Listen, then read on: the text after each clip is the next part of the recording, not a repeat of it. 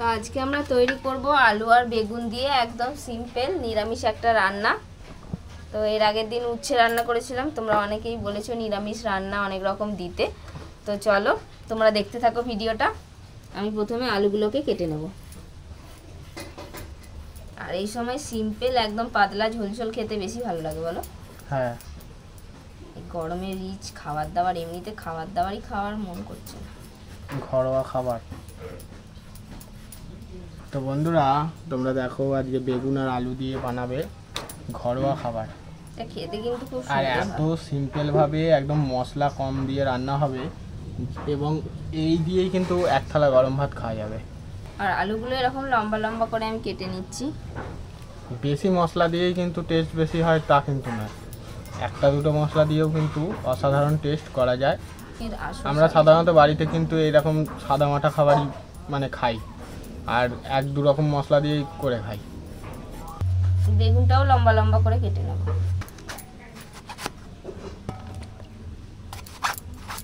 এই যে 3 ভাগ করে দিচ্ছি।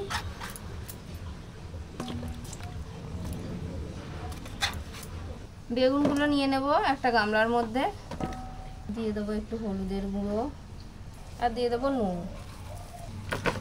হলুদ সব মাখিয়ে নিলাম। এবার কড়াইতে দিয়ে দেবো সরষের তেল।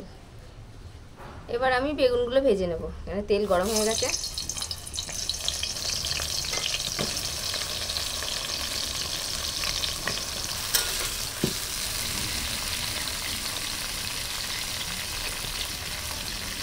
বেগুনগুলো ভাজা হয়ে গেছে, এবার আমি তুলে নেব।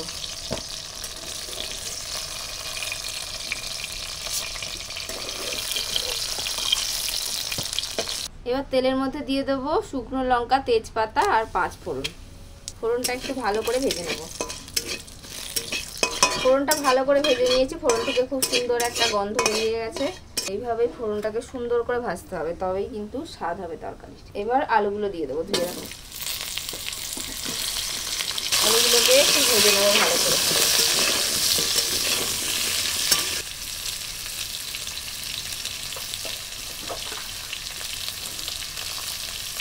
একটু হলুদ গুঁড়ো দিয়ে দেবেন।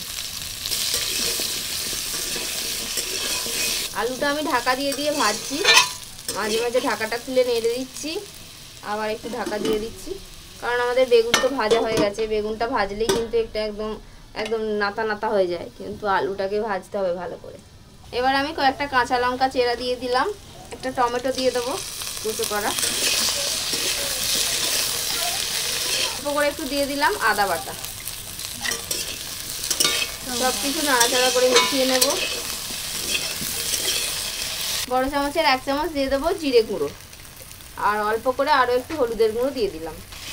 এবার এই সমস্ত কিছু একটুখানি কষে নেব। মশলাগুলো দেওয়ার পর ভালো করে একটু কষিয়ে নিলাম, ভালো করে ভাজা ভাজা করে নিলাম। মশলা থেকে একটা সুন্দর গন্ধ বেরিয়ে গেল, মশলাটা তেল ছেড়ে গেছে। এবার আমি দিয়ে দেবো ভেজে রাখা বেগুনগুলো।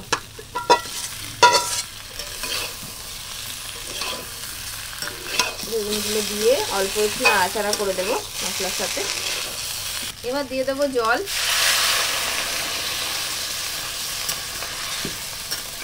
এবার একটু স্বাদ মতো নুন দিয়ে দেবো। সব কিছু ভাজার সময় নুন দিয়েছিলাম, নুনটা একটু বুঝে দিয়ে দিতে হবে। আর এটা আমি একটু ঝোল ঝোল করবো, তাই এরকম একটু ঝোল ঝোল রেখেছি। আলুটাও সেদ্ধ হয়ে যাবে আর একটু ঝোল ঝোল থাকবে তরকারিটা। এবার এটাকে ঢাকনা দিয়ে 10 মিনিট ফুটিয়ে নিতে হবে। এবার একটু ধনে পাতার কুচো দিয়ে দিলাম। তরকারি সিদ্ধ হয়ে গেছে। আমাদের আলু বেগুনের পাতলা পাতলা ঝোল রেডি হয়ে গেছে। তো এটা গরম গরম ভাতের সাথে খেতে ভালো লাগবে, রাত্রে রুটির সাথেও খেতে ভালো লাগবে। তো আজকে তোমাদের এরকম একটা সাধারণ ঘরোয়া রেসিপি কেমন লাগলো কমেন্ট করে অবশ্যই জানাবে। আজকে ভিডিও ভালো লাগলে লাইক করে দাও। তো আজকের মতো এখানে শেষ করছি, দেখা হবে পরের ভিডিওয়। টাটা।